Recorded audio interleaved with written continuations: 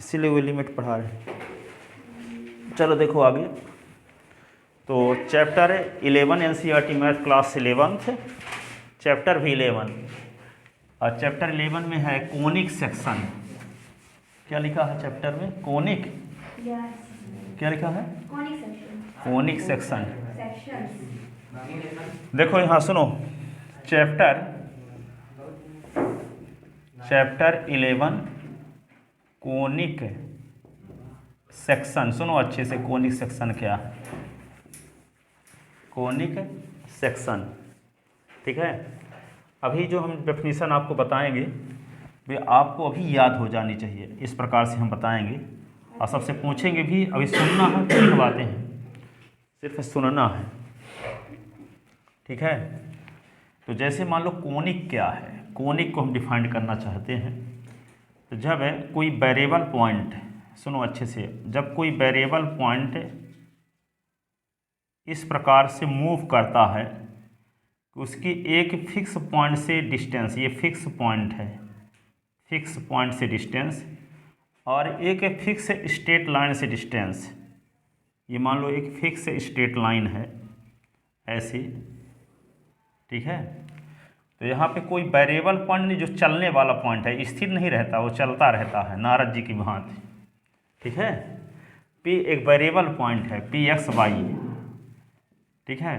तो जब कोई वेरिएबल पॉइंट, चलने वाला पॉइंट इस प्रकार चलता है कि उस पॉइंट की एक फिक्स पॉइंट से डिस्टेंस और इस पॉइंट की एक फिक्स स्ट्रेट लाइन से डिस्टेंस, P की यहाँ लाइन ZM मान लो ये है, ठीक है, ZM से डिस्टेंस और पॉइंट P की एक फिक्स पॉइंट से डिस्टेंस, यस मान लेते हैं इसको, ठीक है। तो यह मान लो P से S तक की डिस्टेंस, SP जिसको बोल सकते हैं, SP/PM। तो SP/PM, तो S से P तक की डिस्टेंस मान लो 5 है और P से M तक की डिस्टेंस मान लो 10 है। तो रेशियो क्या आ गया? 1/2। अब ये P पॉइंट P1 पोजीशन में आ गया, तो यहाँ से यहाँ तक की डिस्टेंस मान लो 4 है और ये डिस्टेंस 8 है, तो यहाँ पे 4/8, तभी रेशियो 1/2। अब P पॉइंट यहाँ पे आ गया P2 पोजीशन में, तब P2 की S से डिस्टेंस मान लो 3 है और ये डिस्टेंस मान लो सपोज करते हैं कि क्या है, 6 है। तो यहाँ पे 3/6, तो क्या आ गया? रेशियो 1/2, ठीक है। अब P पॉइंट P3 पोजीशन में आ गया, तो P की S से डिस्टेंस, ठीक है, क्या आ गया? मान लो 2 है, तो ये डिस्टेंस मान लो 4 है, तो 2/4, तो 1/2, ठीक है। कोई ज़रूरी नहीं कि 2 ही हो, पर रेशियो मान लो पॉइंट P की S से जो डिस्टेंस है और पॉइंट P की लाइन से जो डिस्टेंस है, दोनों का रेशियो एक बार में जो आ गया, मान लो रेशियो आ गया K/1। तो P पॉइंट चाहे जहाँ जाए, हर एक पॉइंट पर उसका रेशियो K/1 बना रहे, ठीक है। सपोज करते हैं कि K आ गया, यहाँ 1/2 एग्जाम्पल लिए, ठीक है। तो यदि मान लो पॉइंट P जहाँ पे है, उस पॉइंट की फिक्स पॉइंट से डिस्टेंस है, उस पॉइंट की एक फिक्स स्ट्रेट लाइन से डिस्टेंस का रेशियो मान लो आता है K, ठीक है। तो वे जनरली मानते हैं वैसे E से हैं, मान लिए क्या है? E है, ठीक है। तो यदि यहाँ P1 पोजीशन में आ गए तब भी रेशियो E बना रहे, P2 पोजीशन में आए तब भी रेशियो क्या बना रहे? E, और P3 पोजीशन में आए तब भी रेशियो E बना रहे। और यहाँ चला जाए, ये पॉइंट यहाँ भी चला जाए कहीं पे, मान लो P17, तो इसकी S से डिस्टेंस है, ऐसे पॉइंट P17 की यहाँ पे एक लाइन से डिस्टेंस निकालें तब भी रेशियो क्या बना रहे? E। तो जब कोई वेरिएबल पॉइंट इस प्रकार से मूव करता है, किस प्रकार से मूव करता है कि उसकी एक फिक्स पॉइंट से डिस्टेंस और उसकी एक फिक्स स्ट्रेट लाइन से डिस्टेंस का रेशियो कांस्टेंट बना रहे। कांस्टेंट का मतलब बदले ना, ईच कंडीशन में वही बना रहे, ठीक है। तब जो वेरिएबल पॉइंट P के चलने से एक रास्ता ना बन जाएगा ऐसे, इस प्रकार जब चलेगा तब P के चलने से जो रास्ता बनेगा उसको कहेंगे P का लोकस। जैसे आप दिन बताए ना थे कि आप इस शब्द का पालन करते हुए आते हुए कोचिंग पहुंच जाएं, तो आपके आने जाने से जो रास्ता बन गया वो आपका लोकस हो गया, ठीक है। तो ये पॉइंट P किस कंडीशन को फॉलो करते हुए मूव करता है कि उसकी एक फिक्स पॉइंट से डिस्टेंस और एक फिक्स स्ट्रेट लाइन से डिस्टेंस का रेशियो कांस्टेंट बना रहे। इस कंडीशन को फॉलो करते हुए P चलता है तो चलने से, पी के चलने से एक रास्ता बन जाएगा, तो पी के आने जाने से जो रास्ता बनेगा उसी को कहेंगे पी का लोकस है। और पी के लोकस को, जब पी का लोकस है किस कंडीशन को फॉलो करते हुए गमन करे कि उसकी एक फिक्स पॉइंट से डिस्टेंस है और एक फिक्स स्ट्रेट लाइन से डिस्टेंस का रेशियो कांस्टेंट बना रहे, इस कंडीशन को फॉलो करते हुए पी यदि मूव करता है तो पी के मूव करने से जो पी का लोकस बनेगा, पी का जो बिंदु पथ बनेगा, बिंदु पथ हिंदी में बोलते हैं, जैसे आपके आने जाने का पथ है, रास्ता, ठीक है, तो पी का जो बिंदु पथ है, पी का जो लोकस है वे कहलाता है कोनिक। क्या कहलाता है? कोनिक। पी के आने जाने का जो रास्ता होता है उसी को कहते हैं कोनिक। पी के लोकस को कहते हैं कोनिक। जब पी किस कंडीशन को फॉलो करते हुए मूव करता है कि उसकी एक फिक्स पॉइंट से डिस्टेंस है और उसकी एक फिक्स स्ट्रेट लाइन से डिस्टेंस का रेशियो कांस्टेंट बना रहे, इस कंडीशन को फॉलो करते हुए पी जब मूव करता है तो पी के मूव करने से जो क्या बनेगा, पी का लोकस बनेगा, पी का लोकस कहलाएगा कोनिक। क्या कहलाएगा? लोकस कहलाएगा। पी का लोकस कहलाएगा कोनिक। पी के आने जाने के रास्ते को कहेंगे कोनिक, ठीक है। अब जो फिक्स पॉइंट होता है उस फिक्स पॉइंट को कहते हैं कोनिक का फोकस। क्या बोलते हैं? कोनिक का फोकस बोलते हैं। यस को क्या बोलेंगे? कोनिक का फोकस बोलेंगे, ठीक है। ये फिक्स जो स्ट्रेट लाइन है, फिक्स स्ट्रेट लाइन जो है इसको बोलते हैं डायरेक्ट्रिक्स, डायरेक्ट्रिक्स बोलते हैं, डायरेक्ट्रिक्स। हिंदी में इसको बोलते हैं नियता, इसको बोलते हैं नाभि। क्या बोलते हैं? नाभि, फोकस, नाभि, ठीक है। तो यहाँ पे जब कोई वेरिएबल पॉइंट इस प्रकार से मूव करता है कि उसकी एक फिक्स पॉइंट से डिस्टेंस और एक फिक्स स्ट्रेट लाइन से डिस्टेंस का रेशियो, फिक्स स्ट्रेट लाइन से डिस्टेंस का रेशियो कांस्टेंट बना रहे, ठीक है, तब पी का लोकस कहलाता है कोनिक। पी का लोकस कहलाता है कोनिक। फिक्स पॉइंट कहलाता है कोनिक का फोकस है। फिक्स स्ट्रेट लाइन कहलाती है कोनिक की डायरेक्ट्रिक्स है, डायरेक्ट्रिक्स कहलाती है, ठीक है। कोनिक के फोकस से पास होने वाली वह लाइन, कोनिक के फोकस से पास होने वाली वह लाइन, कौन लाइन? जो डायरेक्ट्रिक्स पर परपेंडिकुलर हो।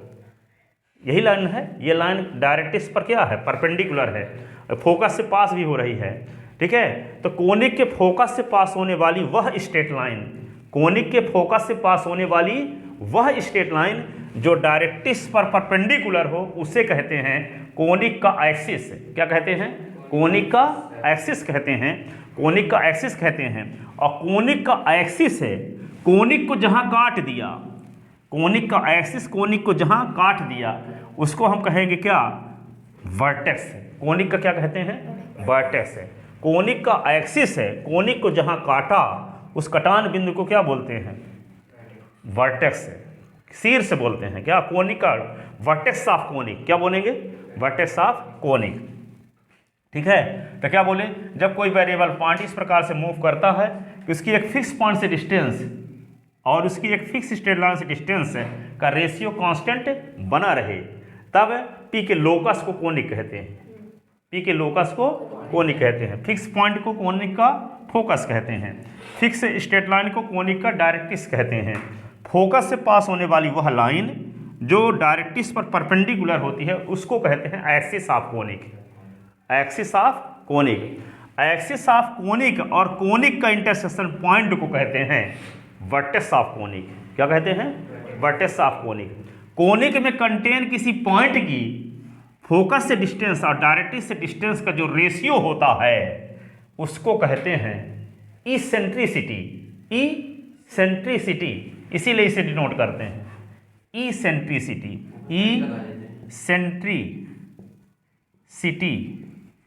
इसेंट्रिसिटी, इसेंट्रिसिटी, ठीक है।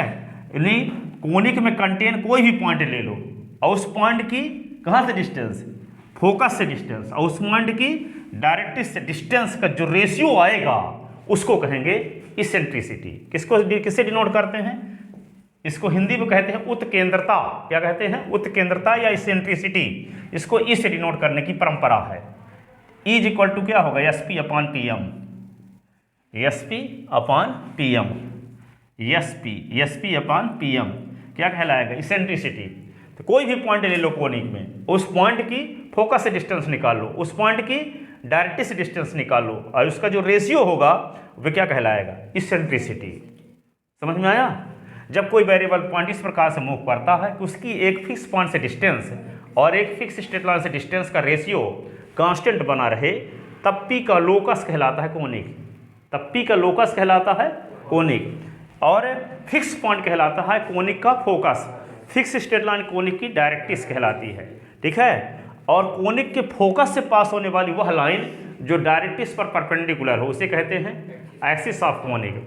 और एक्सिस ऑफ कोनिक और कोनिक का intersection point vertex of conic, vertex of conic. Conic में कंटेन किसी पॉइंट की फोकस से डिस्टेंस और डायरेक्ट्रिक्स से डिस्टेंस का रेशियो कहलाता है इसेंट्रिसिटी। क्या कहलाता है? इसेंट्रिसिटी। इसको स्मॉल ई से डिनोट करते हैं, स्मॉल ई से डिनोट करते हैं। E is equal to S P upon P M, ठीक है। अब एक और शब्द ये आता है कि फोकस से पास होने वाली, फोकस से पास होने वाली वह स्ट्रेट लाइन जो एक्सिस पर परपेंडिकुलर हो। फोकस से पास होने वाली वह स्ट्रेट लाइन जो एक्सिस से पास होती हो, ठीक है। या कोनिक की वह कार्ड, कोनिक की कार्ड, जानते हो एक सर्किल है और सर्किल में कोई दो पॉइंट ले लें और उसको मिला दें तो उसको सर्किल का कार्ड बोलते हैं, नहीं बोलते। और सबसे बड़ी कार्ड क्या कहलाती है? डायमीटर, ठीक है। तो कोनिक में दो पॉइंट ले लिए, उनको मिला देंगे तो क्या कहलाएगी? कोनिक की कार्ड कहलाएगी। क्या कहलाएगी? कोनिक की कार्ड। लेकिन कोनिक की कार्ड कहाँ से पास होती हो? फोकस से पास होती हो। और क्या हो कि वे एक्सिस पर परपेंडिकुलर भी हो। दो कंडीशन को फॉलो करती हो कि फोकस से पास होती हो, परपेंडिकुलर हो, किस पर? एक्सिस पर, ठीक है। और वे कार्ड भी होनी चाहिए। ऐसे नहीं कि इसको आगे बढ़ा दिए, ये कार्ड कहाँ रह गई, यहीं तक हो, ठीक है। तो कहने का मतलब कोनिक की वह कार्ड, कोनिक की वह कार्ड जो फोकस से पास होती हो, एक्सिस पर परपेंडिकुलर हो, उसे कहते हैं लेटस रेक्टम। क्या बोलते हैं? नाभिलंब। लेटस रेक्टम, नाभिलंब। हिंदी में बोलते हैं नाभिलंब, इंग्लिश में कहते हैं latus rectum. Latus, latus rectum, latus rectum कहते हैं इसको, ठीक है। तो क्या बोले? फोकस से पास हो रहे, कोनिक की वह कार्ड, कोनिक की वह कार्ड जो फोकस से पास होती हो, एक्सिस पर परपेंडिकुलर हो। कोनिक की वह कार्ड जो फोकस से पास होती हो और एक्सिस पर परपेंडिकुलर हो, उसे क्या कहते हैं? Latus rectum. क्या कहते हैं? लेटस रेक्टम ऑफ कोनिक, ठीक है। Latus rectum of conic. तो क्या बोले? जब कोई वेरिएबल पॉइंट इस प्रकार से मूव करता है कि उसकी एक फिक्स पॉइंट से डिस्टेंस और उसकी एक फिक्स स्ट्रेट लाइन से डिस्टेंस का रेशियो कांस्टेंट बना रहे, तब पी का लोकस क्या कहलाता है? कोनिक। फिक्स पॉइंट को क्या बोलते हैं? फोकस। फिक्स स्ट्रेट लाइन को बोलते हैं डायरेक्ट्रिक्स, ठीक है। Directrix, directrix. फोकस से पास होने वाली वह लाइन जो डायरेक्ट्रिक्स पर परपेंडिकुलर हो उसे एक्सिस ऑफ कोनिक कहते हैं, ठीक है। एक्सिस ऑफ कोनिक और कोनिक का intersection point vertex of conic कहलाता है, ठीक है। कोनिक में कंटेन किसी पॉइंट की फोकस से डिस्टेंस और डायरेक्ट्रिक्स से डिस्टेंस का रेशियो इसेंट्रिसिटी कहलाता है। इसेंट्रिसिटी, इसेंट्रिसिटी, ठीक है। इसेंट्रिसिटी कहलाता है। इसको स्मॉली से डिनोट करते हैं। यदि कोनिक को कोई पॉइंट पी लिए तो पी की फोकस से डिस्टेंस, फोकस को एस से डिनोट करते हैं। तो S P upon P M is equal to eccentricity E, small E, ठीक है। इसेंट्रिसिटी, ठीक है। अब ये क्या बोले? फोकस की, कोनिक की वह कार्ड, कोनिक की वह कार्ड जो फोकस से पास होती हो, जो फोकस से पास होती हो और क्या हो? एक्सिस पर परपेंडिकुलर हो, एक्सिस पर परपेंडिकुलर हो, उसे कहते हैं लेटस रेक्टम, नाभिलंब। क्या बोलते हैं? नाभिलंब। क्या बोलते हैं? नाभिलंब। लेटस रेक्टम, लेटस रेक्टम, ठीक है। तो समझ में आई बात? अब यहाँ पे देखो, ये बताना चाहते हैं कि कोनिक में कंटेन किसी पॉइंट की फोकस से डिस्टेंस और डायरेक्ट्रिक्स से डिस्टेंस का रेशियो तो ई कहलाता है। यदि इसेंट्रिसिटी ई का मान 0 हो जाए, ई का मान क्या हो जाए? 0, तो कोनिक का नाम पड़ जाता है सर्किल। कोनिक का नाम पड़ जाता है सर्किल। यदि ई का मान 1 आ जाए, इसका मतलब क्या होगा? पॉइंट में, कोनिक में कंटेन किसी पॉइंट की फोकस से डिस्टेंस और डायरेक्ट्रिक्स से डिस्टेंस समान रहेगा, तभी ना रेशियो बनाएगा। ये डिस्टेंस 5 है तो ये भी डिस्टेंस 5 रहेगी। एस पी की वैल्यू 5 है तो पी एम की वैल्यू भी 5 हो, तो कटेगा तो क्या आएगा? 1, ठीक है। तो कहने का मतलब ये हुआ कि यदि ई की वैल्यू क्या आ गई? 1, तो कोनिक का नाम पड़ गया पैराबोला। क्या पड़ गया, ई का मान 0 तो क्या है, सर्किल। ठीक है, ई का मान 1 तो क्या होगा, कोनिक का नाम पैरा बोला, परवलय। ठीक है, इसको बोलते हैं वृत्त, सर्किल। अब ई की वैल्यू 1 से कम आए, ई की वैल्यू 1 से कम, तो 1 से कम कब आएगा, जब एसपी का मान कम हो, पीएम का मान अधिक, जैसे 1/2, तब कोनिक को बोलते हैं इलिप्स। क्या बोलते हैं कोनिक को, इलिप्स, इलिप्स से बोलते हैं, ELLIPSE, इलिप्स बोलते हैं। अब ई की वैल्यू क्या आ जाए, 1 से बड़ी, तो कोनिक को बोलते हैं हाइपरबोला, हाइपरबोला। ठीक है, और ई की वैल्यू आ जाए √2, तो कोनिक को बोलते हैं रेक्टेंगुलर हाइपरबोला, रेक्टेंगुलर। जैसे ई की वैल्यू 0 है तो सर्किल कह देते हैं। हाँ, तो जब 1 से कम रहेगी ई की वैल्यू, 1 से कम रहेगी ई की वैल्यू, तो उसे इलिप्स कहेंगे। नहीं तो फिर अगर ई 1 से कम होते हुए 0 में भी आ गई तो सब सर्किल ही रहेगा कि 1 से कम हो पर 0 के बराबर ना हो।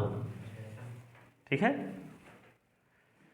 ई का मान 1 से कम हो, 0 के बराबर ना हो। ठीक है, तो ई की वैल्यू जब 0, स्पेशल कंडीशन है ना। अब इसे √2 है तो 1 से बड़े ना है, तो हम बता ना चुके हाइपरबोला, लेकिन इसको ई का मान √2 आ गया तो रेक्टेंगुलर हाइपरबोला, रेक्टेंगुलर हाइपरबोला। ठीक है, तो हमेशा आता है eccentricity of rectangular hyperbola is, fill in the blanks, या ऑब्जेक्टिव में तो √2 होता है। ठीक है, तो यहाँ पे क्या बोले, जब ई की वैल्यू 0 हो तब क्या कहलाएगा, कोनिक सर्किल। ई की वैल्यू 1 हो तो कोनिक क्या कहलाएगा, पैराबोला। ई का मान 1 से छोटा हो तो कोनिक इलिप्स कहलाएगा। ई का मान 1 से बड़ा हो तो हाइपरबोला। ई का मान √2 हो तो रेक्टेंगुलर हाइपरबोला, रेक्टेंगुलर हाइपरबोला।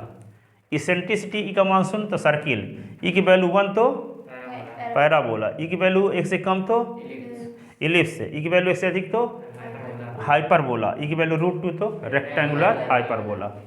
ठीक है, तो आपको कोनिक समझ में आया। जब कोई वेरिएबल पॉइंट इस प्रकार से मूव करता है कि उसकी एक फिक्स पॉइंट से डिस्टेंस, उसकी एक फिक्स पॉइंट से डिस्टेंस और उसकी एक straight line, fix straight line से डिस्टेंस का रेशियो कांस्टेंट बना रहे, तब पॉइंट पी का लोकस कहलाता है कोनिक। ठीक है, पी का लोकस कहलाता है कोनिक। इस शर्त का पालन करने से जो रास्ता बनेगा उसी को कहते हैं पी का लोकस। इस कंडीशन को फॉलो करते हुए पी जब चलेगा तो चलने से जो रास्ता बन गया वो पी का लोकस कहलाता, पी का बिंदुपथ कहलाता है। तब पी का बिंदुपथ कहलाता है कोनिक। कोनिक यानी सांको हिंदी में बोलते हैं इसको, कोनिक। ठीक है, आप क्या बोलेंगे, वो फिक्स पॉइंट को बोलते हैं क्या, कोनिक की का फोकस, फोकस ऑफ कोनिक। ठीक है, फिक्स स्ट्रेट लाइन को बोलते हैं डायरेक्ट्रिक्स ऑफ कोनिक। क्या बोलते हैं, डायरेक्ट्रिक्स ऑफ कोनिक। ठीक है, और जब अब यहाँ पे क्या बोले, कोनिक में कंटेन किसी पॉइंट की फोकस से डिस्टेंस और डायरेक्ट्रिक्स से डिस्टेंस का रेशियो कहलाता है सेंट्रिसिटी। ठीक है, फोकस से पास होने वाली वह लाइन जो डायरेक्ट्रिक्स पर परपेंडिकुलर हो उसे कहते हैं axis of conic. Axis of conic और कोनिक का intersection point vertex of conic. ठीक है, कोनिक की वह कार्ड, कोनिक की वह कार्ड जो फोकस से पास होती हो, एक्सिस पर परपेंडिकुलर हो, उसे कहते हैं लेटस रेक्टम। क्या कहते हैं, लेटस रेक्टम कहते हैं। क्या कहते हैं, latus rectum of conic, latus rectum of conic. ठीक है, अब क्या बोले, जब इसेंट्रिसिटी ई की वैल्यू 0 के बराबर हो तो कोनिक का नाम सर्किल पड़ जाता है। इसेंट्रिसिटी ई की वैल्यू 1 के बराबर आ जाए तो कोनिक का नाम पैराबोला पड़ जाता है। ई की वैल्यू 1 से कम आ जाए तो कोनिक का नाम इलिप्स पड़ जाता है। ई का मान 1 से अधिक आ जाए तो हाइपरबोला, ई का मान √2 आ जाए तो रेक्टेंगुलर हाइपरबोला। ठीक है, तो हम पहले पढ़ेंगे सर्किल, जब ई की वैल्यू 0 हो। तो इसकी डिस्कस करना चाहते हैं कि सर्किल क्या है।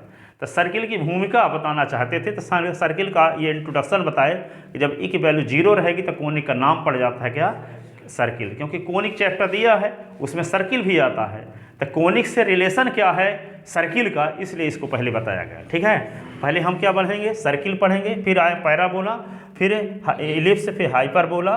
ठीक है, रेक्टेंगुलर हाइपरबोला। ठीक है, तो ये हाइपरबोला दोनों एक साथ रहेंगे। तो ठीक है, तो पहले आता है सर्किल।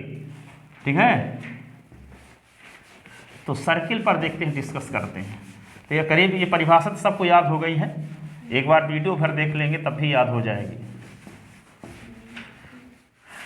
ठीक है, तो देखो आगे, तो देखो सर्किल, तो to find the equation of circle के बारे में सुनो, to find the equation of circle, to find the equation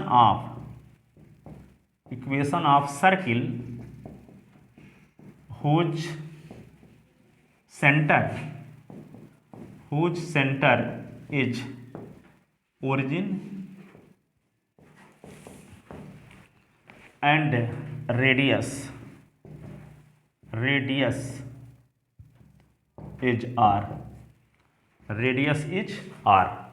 तो उस सर्किल का इक्वेशन हम निकालना चाहते हैं जिसका सेंटर ओरिजिन पर, कॉन्सेप्ट है, कॉन्सेप्ट प्रूव कर रहे हैं अपन, बता क्वेश्चन थोड़ी है ये, हाँ फार्मूला प्रूव कर रहे हैं, सब फार्मूले इसमें हैं, ठीक है। अब ये एक ऐसा सर्किल है जिसका सेंटर ओरिजिन पर है और इसकी रेडियस क्या है, r है, इसकी रेडियस क्या है, r, ठीक है। तो इसमें सर्किल में कोई पॉइंट लेते हैं P x y, ठीक है। तो यहाँ पे जानते हो पहले से कि O से P तक की डिस्टेंस ही क्या कहलाएगी, सर्किल की रेडियस, ठीक है। अब सर्किल के तो यहाँ पे क्या करोगे, OP इज इक्वल टू लिख दोगे R, OP is equal to R लिखोगे और डिस्टेंस फार्मूला लगाओ O और P, O का कोऑर्डिनेट है 0 0, इसका S y, तो डिस्टेंस फार्मूला जब लगाओगे तो क्या होगा, x माइनस 0 का स्क्वायर लिखोगे और ये y माइनस 0 का स्क्वायर, फार्मूला क्या जानते हो, s2 माइनस x1 का स्क्वायर, y2 माइनस y1 का स्क्वायर, डिस्टेंस फार्मूला लगा दोगे तो r, तो रूट ऑफ क्या आ गया, x square plus Y square is equal to r। तो रूट हटाने के लिए क्या कर दो, स्क्वायरिंग बोथ साइड, तो क्या हो गया, x square plus Y square is equal to r square. This is equation of required circle. ये ऐसे सर्किल की इक्वेशन है जिसका सेंटर ओरिजिन पर है, रेडियस r है। आ गया, इसको थोड़ा सा व्यवस्थित लिखे देते हैं। Given centre of circle, centre of circle, C का कोऑर्डिनेट क्या, centre 0 0, radius OP is equal to क्या है, r। Then we have to find the equation of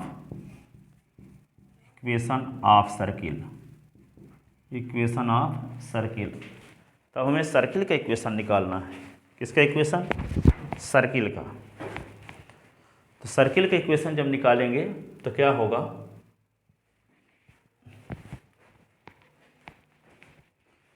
circle में कोई पॉइंट लेंगे तो लेट P x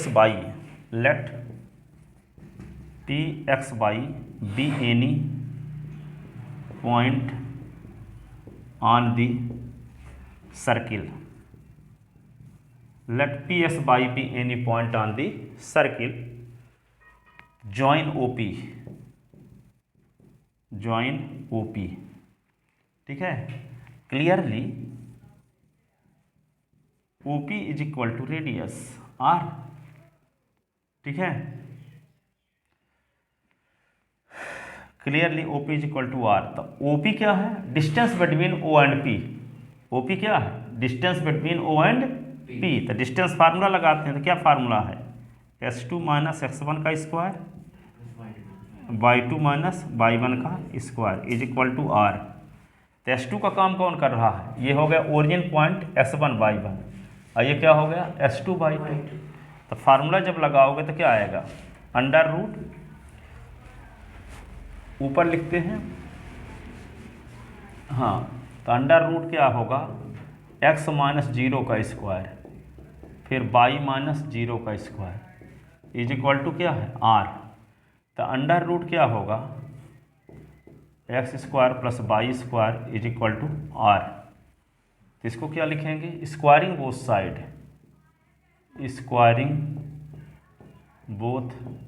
साइड, तो ये क्या होगा, x square plus Y square is equal to r square. This is equation of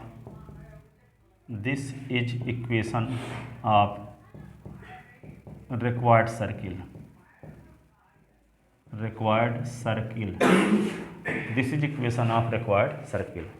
ऐसे सर्किल की इक्वेशन है जिसका सेंटर ओरिजिन पर है और रेडियस r है। ठीक है, this is equation of required circle. लिख लिए।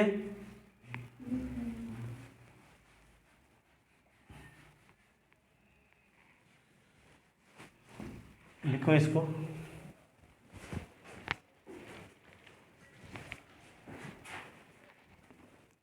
अब उस सर्किल की इक्वेशन हम फाइंड करेंगे जिसका सेंटर ओरिजिन पॉइंट पर नहीं है, कहीं और है।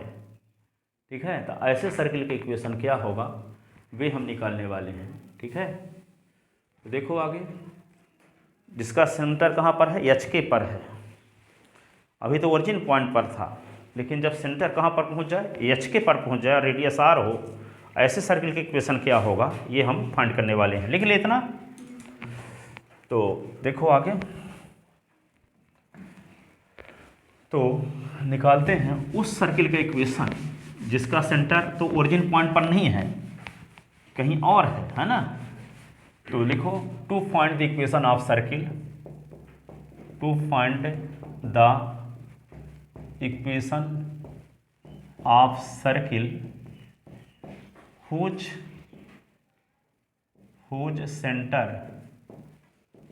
सेंटर सी का कोऑर्डिनेट क्या हो, एच कामा के, कुछ राइटर अल्फा बीटा ले लेते हैं, एनसीईआरटी में एच के लिखा है इसलिए एच के ले रहे हैं। ठीक है, और whose, to find the equation of circle whose centre C H K and radius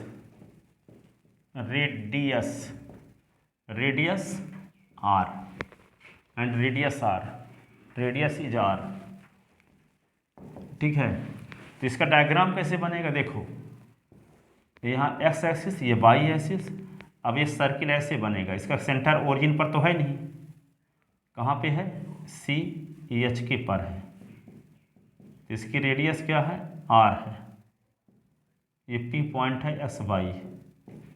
ठीक है, एक्स कामा वाई।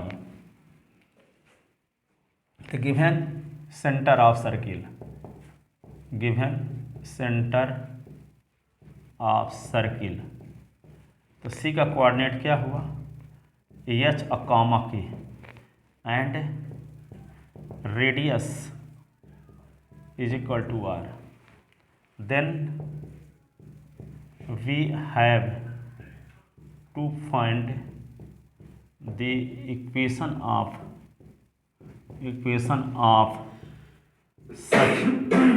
सच सर्किल, ऐसे सर्किल के इक्वेशन निकालना है। तो let P x y be any arbitrary point on the circle, P x y be any arbitrary point on the circle. ठीक है, तो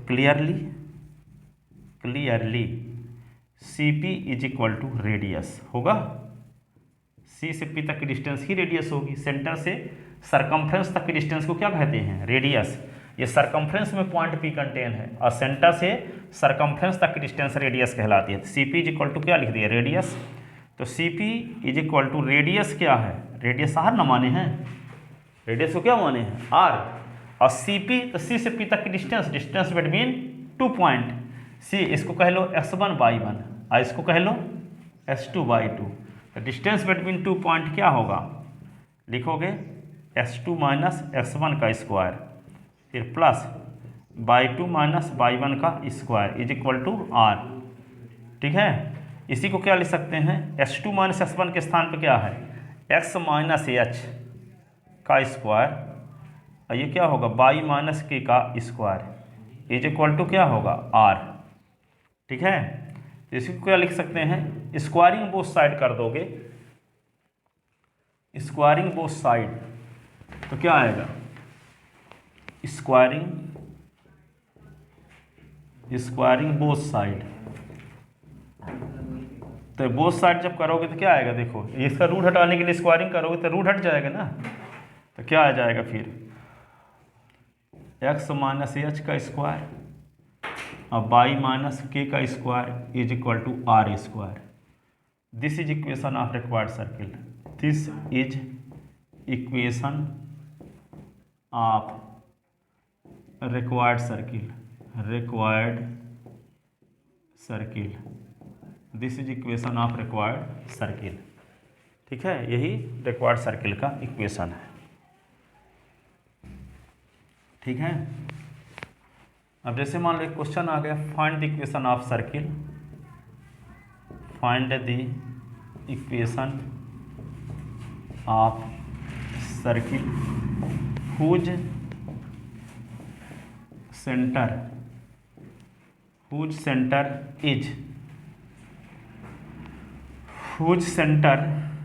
is 2, 3 and radius is 5 unit. ठीक है, उस सर्किल की इक्वेशन निकालना है जिसका सेंटर कहाँ पर है, 2,3 पर है और रेडियस क्या है 5।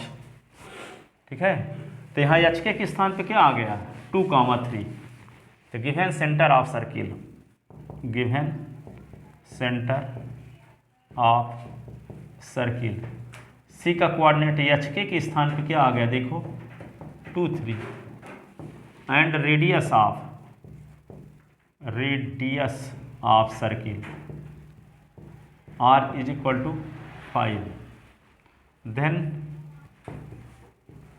We have to find the equation of circle, ठीक है। तो the equation of circle is क्या लिखेंगे, एक्स माइनस एच का स्क्वायर और बाई माइनस के का square is equal to R square. Here h की वैल्यू क्या है, here h is equal to 2 और के इज इक्वल टू 3 और R is equal to 5।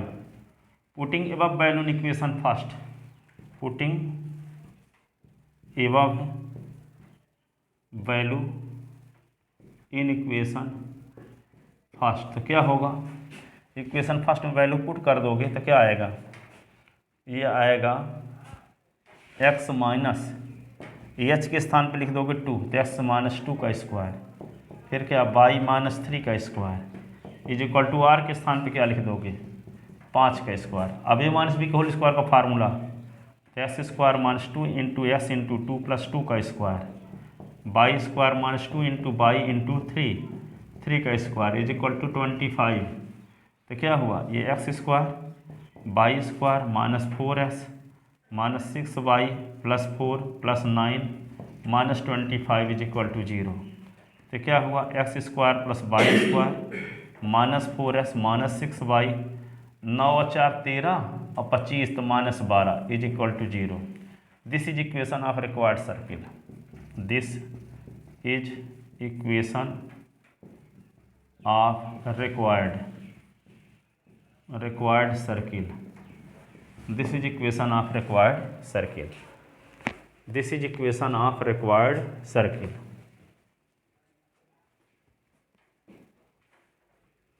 This is equation of required circle, this is equation of required circle. ठीक है, अब किसी circle का सेंटर, और मान लो सर्किल की इक्वेशन दिया है तो इसका सेंटर और रेडियस कैसे निकालोगे। ठीक है, तो इसी क्वेश्चन को लेते हैं। तो सेंटर तो जानते नहीं इसका 2, 3 है, तो इसका हम सेंटर निकाले तो 2, 3 आएगा। ये भी पता है कि इसका रेडियस 5 है। तो सर्किल की इक्वेशन दिया हो तो सेंटर और रेडियस कैसे निकालते हैं, तो दिखाते हैं एक क्वेश्चन करके। लिख लिया यहाँ तक, find the centre and radius of circle, find the centre and radius of circle. कौन circle, X square plus Y square minus 4x minus 6y minus 12 is equal to 0। इसी सर्किल को लेते हैं ताकि आपको भरोसा भी हो जाए कि जो सेंटर था वही आया और रेडियस जो लेकर चले थे वही आया। ठीक है, तो given equation of circle, given the equation of a circle, एक सर्किल का इक्वेशन है क्या, x square plus Y square minus 4x minus 6y minus 12 is equal to 0. Then we have to find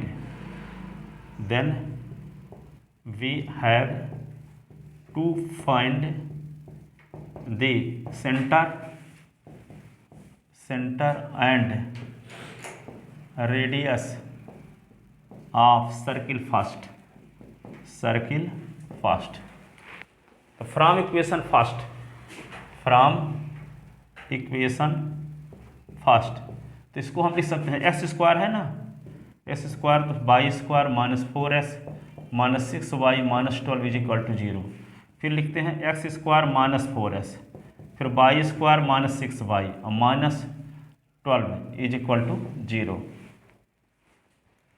अब आप उसमें पहुंच जाओ 10th क्लास में कंप्लीटिंग द स्क्वायर मेथड. तो उसमें हाँ, तो क्या करोगे, ये एस स्क्वायर है ना, तो एस स्क्वायर माइनस 4s है, तो एस स्क्वायर का कोफिशिएंट 1 है कि नहीं है, एस स्क्वायर कोफिशिएंट 1 है, कुछ नहीं है तो क्या माना जाएगा 1 है. तो जब एस स्क्वायर कोफिशिएंट 1 होता है, एस का कोफिशिएंट जो होता है उसका आधा करते हैं, तो एस का कोफिशिएंट क्या है 4 का आधा क्या होगा 2, तो 2 का वर्ग जोड़ भी दो और 2 का स्क्वायर सब्ट्रैक्ट भी कर दो. इसमें वाई का कोफिशिएंट क्या है 3 का आधा क्या होगा, वाई का कोफिशिएंट क्या है 6 का आधा क्या होगा 3 का स्क्वायर ऐड भी कर दो और 3 का स्क्वायर सब्ट्रैक्ट कर दो, तो ये होल स्क्वायर के रूप में कन्वर्ट हो जाएगा. तो लिखते हैं यहाँ पे, देखो आगे एस का स्क्वायर माइनस 4x है ना, फिर एस का कोफिशिएंट के आधे का स्क्वायर ऐड करते हैं, तो एस का कोफिशिएंट 4 का आधा 2 का स्क्वायर ऐड करते हैं, तो 2 का स्क्वायर सब्ट्रैक्ट भी करना पड़ेगा. फिर वाई स्क्वायर उतार दो माइनस 6y, अब वाई कोफिशिएंट 6 का आधा 3 का स्क्वायर ऐड भी कर दो, तो 3 का स्क्वायर सब्ट्रैक्ट भी कर दो, माइनस 12 पहले से इज इक्वल टू 0. ऐसा करने से ये क्या होगा, ये तीनों मिलके और ये तीनों मिलके बन जाएगा फार्मूला, ये होगा x माइनस 2 का होल स्क्वायर, x का square minus 2 into x into 2 plus 2 का स्क्वायर, ये 4, ये होगा y square minus 2 into y into 3 plus 3 का स्क्वायर, ये minus 9 minus 12 is equal to 0. तो ये फार्मूला लगाते हैं ये तीनों, ये फार्मूला हो गया x माइनस 2 का होल स्क्वायर और माइनस 4 ये वाला, और ये क्या होगा वाई माइनस 3 का होल स्क्वायर, और ये क्या होगा 9 और 12 21 इज इक्वल टू 0. अब ये क्या हो गया x माइनस 2 का स्क्वायर और प्लस वाई माइनस 3 का स्क्वायर माइनस 4 माइनस 21 तो माइनस 25 इज इक्वल टू 0. तो क्या होगा x माइनस 2 का स्क्वायर और वाई माइनस 3 का स्क्वायर इज इक्वल टू 25 लिख सकते हो. इसी को लिख सकते हो क्या कि x माइनस 2 का स्क्वायर और वाई माइनस 3 का स्क्वायर बराबर 5 का स्क्वायर लिख सकते हो. ये इक्वेशन हो गया second. Compare equation second with compare equation second with, किससे कंपेयर करेंगे इसको, x माइनस एच का स्क्वायर और वाई माइनस के का square is equal to R square, we get. तो यहाँ देखो एस से क्या घटा है एच, और यहाँ एस से क्या घटा है 2, तो एच की वैल्यू 2, यहाँ वाई से क्या घटा है 3, यहाँ वाई से क्या घटा है के, तो के की वैल्यू 3. तो यहाँ पे क्या होगा एच की वैल्यू क्या हो गई, एच और के की वैल्यू आ गई क्रमशः आपको 2 और 3, और आर की वैल्यू क्या है, यहाँ आर का स्क्वायर है, यहाँ 5 का स्क्वायर है, तो आर का मान क्या हो गया 5. Hence centre of circle, hence centre of circle क्या आएगा, सी का कोऑर्डिनेट ये हुआ 2 और 3 और radius r is equal to 5. तो इस प्रकार से सेंटर और रेडियस निकाल लेते हैं सर्किल का. यदि सर्किल का इक्वेशन पता है तो, सर्किल की इक्वेशन पता है तो उसकी मदद से हम सेंटर और रेडियस निकाल सकते हैं.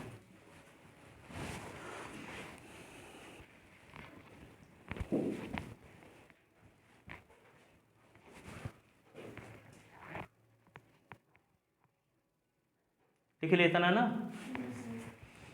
एक और क्वेश्चन देखते हैं. Find the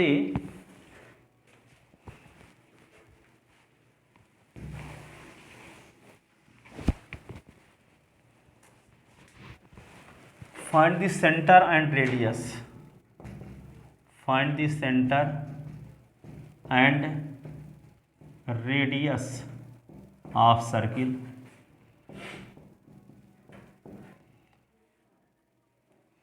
two x square plus 2y square plus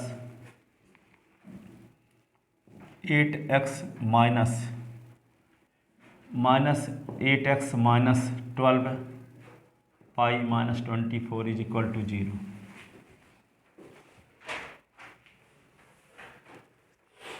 find this centre and radius of circle.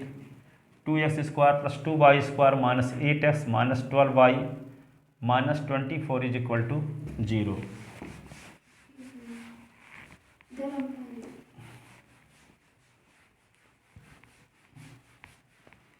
given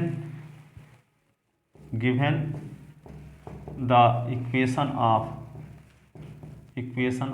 a circle क्या है 2x square plus 2y square minus 8x 12y minus 24 is equal to 0. Equation first.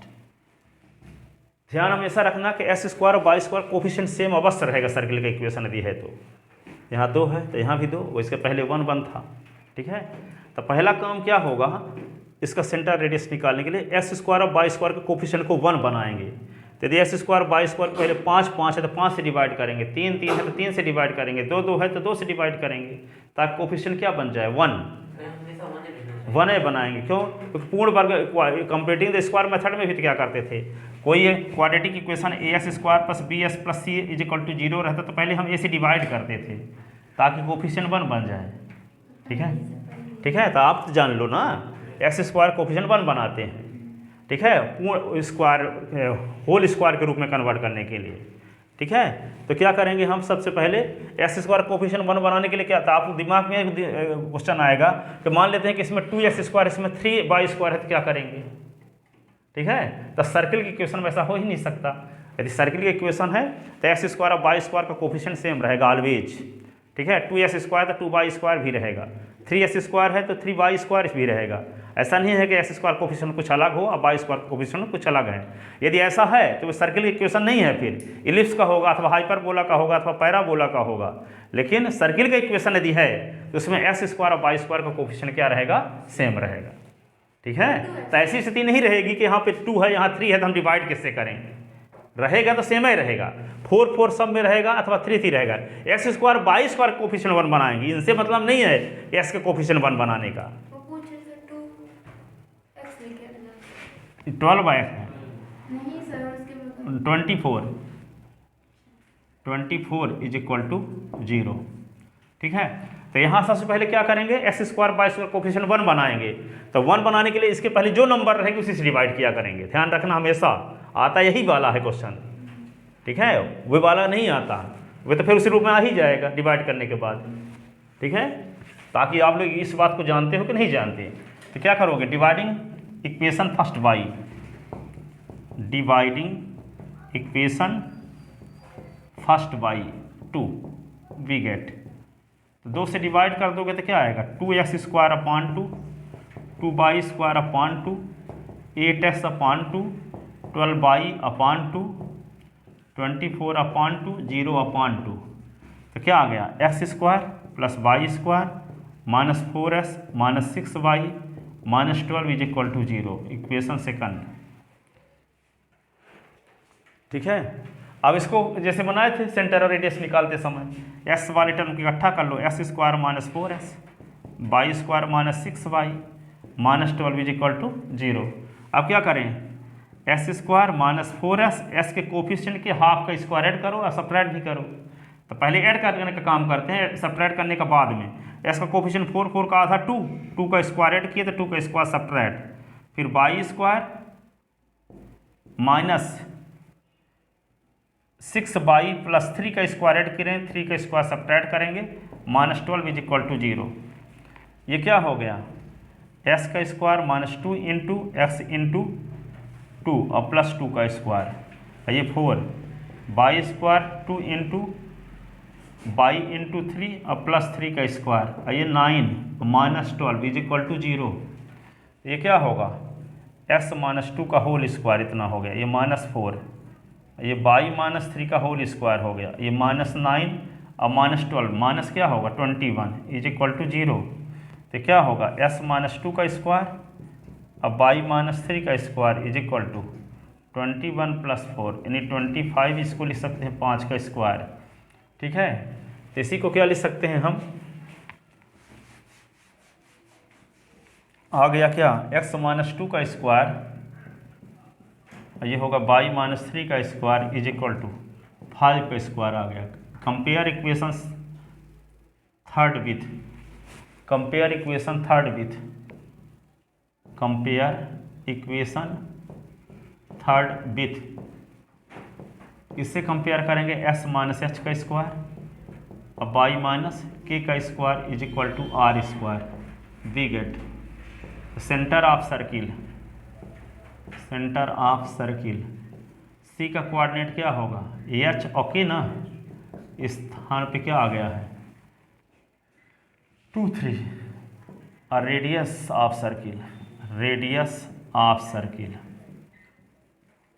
r is equal to क्या है 5। तो इस प्रकार से centre और radius निकाल सकते हैं।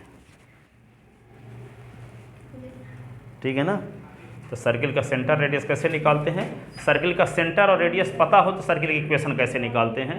ठीक है, और सर्किल की भूमिका, कोनिक सेक्शन क्या है और आवश्यक डेफिनेशन को, और वे क्या है, लेटस रेक्टम क्या है, डायरेक्ट्रिक्स क्या है, ठीक है, फोकस क्या है और कोनिक क्या है, ये सब बताया गया।